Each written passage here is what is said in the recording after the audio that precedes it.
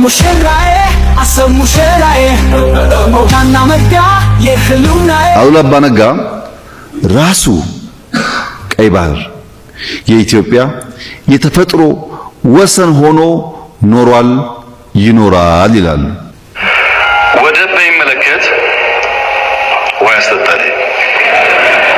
ባህር ጉዳይ ለኢትዮጵያ የህልውና ጉዳይ ነው። ብልጽግና ኖረ አልኖረ፣ ይሄ ምክር ቤት ኖረ አልኖረ፣ 130 ሚሊዮን ህዝብ፣ ኢኮኖሚው እያደገ ያለ ህዝብ፣ መለወጥና ከድህነት መውጣት የሚፈልግ ህዝብ ጫፍ ጫፉ ተሰምሮለት ተዘግቶ እስር ቤት ሊቀመጥ አይችልም። ኢትዮጵያ የማይናወጥ ብሔራዊ ጥቅም አላት። ዓለም ዛሬ ይስማ። የቀይ ባህር አክሰስ ሰላማዊ በሆነ መንገድ ኢትዮጵያ ያስፈልጋታል። ሙሽራዬ አሰብ ሙሽራዬ ሞታና መግቢያ የህልውናዬ አይክፋሽ ሀገሬ ሰዓቱ ተቃርቧል።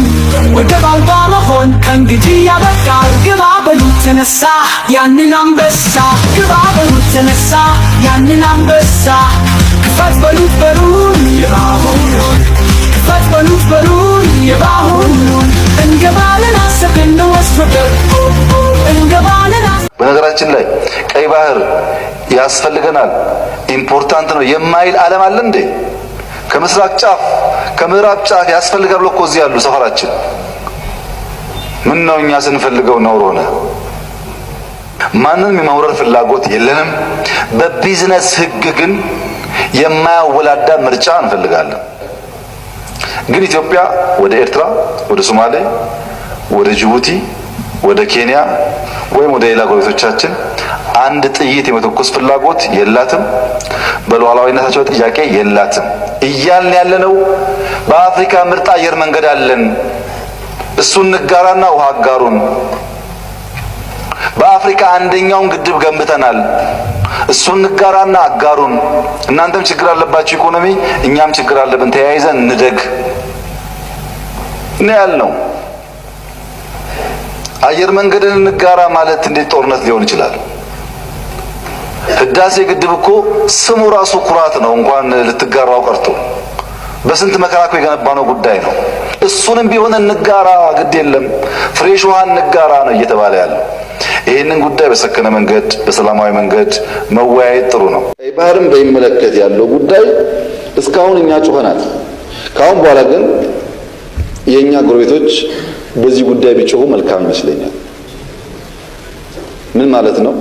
ታስታውሱ ከሆነ ለተከበረው ምክር ቤት ይህንን ጉዳይ ሳቀርብ የሁቲ ውጊያ አልተጀመረም ነበር።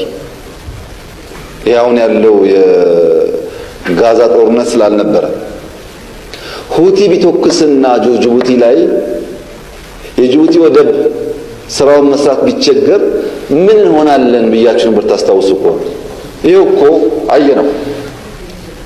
6 ወር ሳይሞላ የቀይ ባህር ንግድ ስርዓት እኛም ብቻ ሳይሆን ቀይ ባህር የሚጠቀሙ ሀገራት እነ ህንድም ጭምር እነ ግብጽም ጭምር ሁሉም ችግር ላይ ነው ያሉት። የኛ ጥያቄ ቀይ ባህር ለኛ በጣም ህልውናችን 120 ሚሊዮን ህዝብ ነው ያለው። ከሌሎች ወንድሞቻችን ጋር ከጎረቤትም ከሩቅም ጋር ሆነን እዛ አካባቢ ያለውን ሰላም እያረጋገጥን ልማታችን የምናመጣበት መንገድ ማረጋገጥ ያስፈልጋል።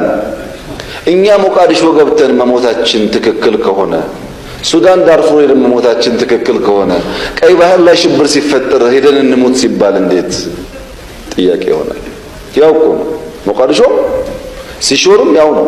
ዋናው ሰላም እንዲመጣ መስራት። የሶማሊያ መንግስት ከኢትዮጵያ ጋር መጋጨት ፍላጎት ያለው አይመስለኝም ስገምት። ግን ፍላጎት ያላቸው ኃይሎች ሶማሊያን እንደ ፕሮክሲ መጠቀም ይፈልጋሉ። ለዛ ደግሞ እኛ አንመችም። በሶማሊያ ወንድሞቻችን ላይ ምንም አይነት የከፋ ነገር ለማድረግ ለመናገርም ለማድረግም ዝግጁ አይደለም።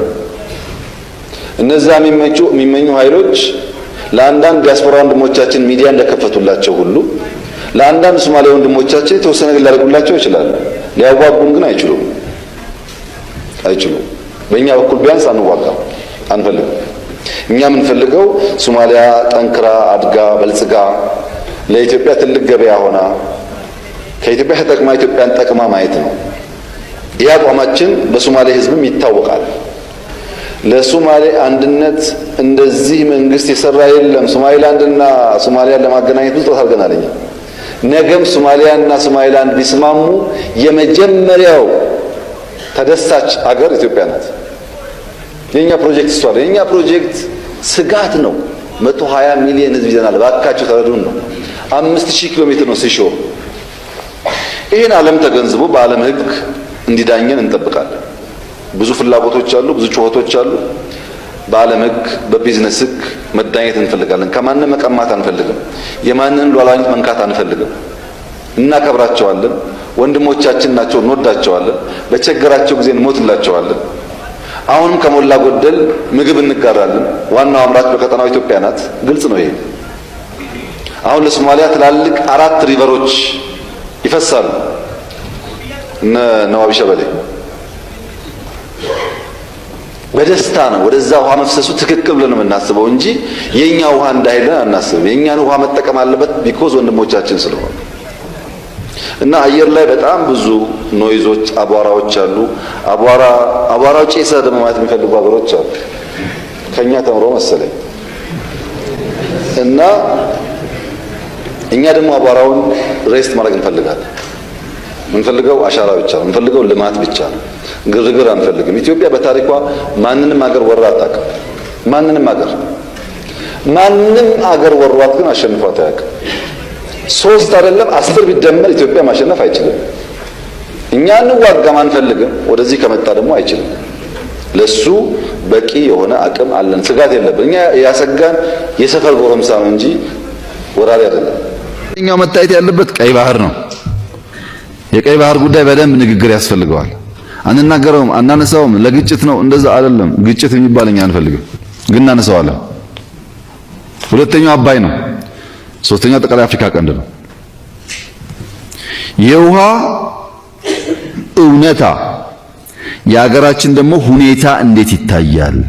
ውሃና ኢትዮጵያ እንዴት ይታያሉ ያላችሁ እንደሆነ ኢትዮጵያ ማለት በውሃ የተከበበች ደሴት ነገር ግን ውሃ የሚጠማት ሀገር ነች። በሙሉ ዙሪያው በኋላ አሳያችኋለሁ ውሃ ብቻ ነው የኛ ሀገር፣ ግን ውሃ ጥማት አለብን። ለምንድን ነው በውሃ ተከበን? እየዘነበ ከእንደኛ የሚዘንብለት ሀገር ስንዳለ እየዘነበ ከርሰ ምድሩ ውሃ ኢንዲያን ኦሽን ታች ቀይ ባህር ላይ የከበበን ሀገራት በውሃ ተከበን ስናበቃ ለምንድን ነው ውሃ ችግር የሆነብን? የባህር በር ባለቤትነት ሁለንተናዊ እይታ።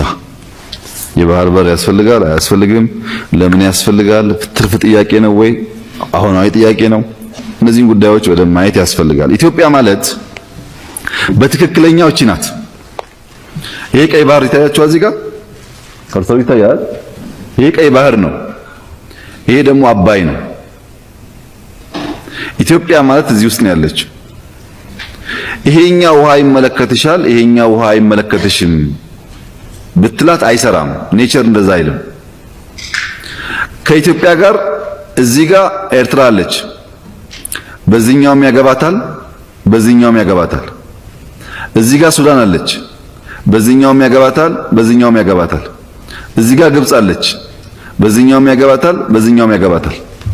ለምሳሌ እኔ የማንም ሀገር ትልቅ ሀገር የሚባል ሰው ቢደውልኝ ቢያገኘኝ ኢትዮጵያና እኛ አብረን በጋራ መስራት ይገባናል ምናምን ካለ በኋላ የአባይ ጉዳይ ግን ይለኛል። አባይ እኮ እኛ ድንበር ውስጥ በእኛ ገንዘብ የሰው ውሃ ሳነካ ማንም አይሰማኝም። አባይማ እናንተ ብቻ አይደለም፣ ግብጾች፣ ሱዳኖች ህልውናቸው ነው። ሁሉም ሰው የሚናገረው ይሄን በቃ ምንም ታቡ አይደለም። ኢትዮጵያ ውስጥ ግን በጣም የሚያሳዝነኝና የሚያመኝ ነገር የቀይ ባህርን ጉዳይ በፓርላማ አባላት ደረጃ እንኳን ሐሳብ መወያየት እንደ ነውር እናስባለን። ያንተን አባይ ያንተን ህዳሴ ከነገንዘብህ ከነምናምንህ በየትኛውም አጀንዳ ላይ ሰው እንደፈለገው እየተነጋገረ አንተ ግን ቀይ ባህርን የሚያክል ነገር እንደ አይዲያ መነጋገር ለምን ታቡ ይሆንብሃል? አትውሰደው ይቅር፣ ግን ለምን አነጋገርበትም? ይጠቅማል አይጠቅምም? ከመጣም እንደሚያስከትለው የማያስከትለው ለመነጋገር እንዴት እናፍራለን? ቀይ ባህርና አባይ ኢትዮጵያን የሚበይኑ ከኢትዮጵያ የተቆራኙ ለኢትዮጵያ እድገትና ጥፋት መሰረት ናቸው። ጥቅሙ ግን ምን ይሁን? ልክ አሁን ህዳሴ ላይ እንደምንደራደረው መደራደር እንችላለን።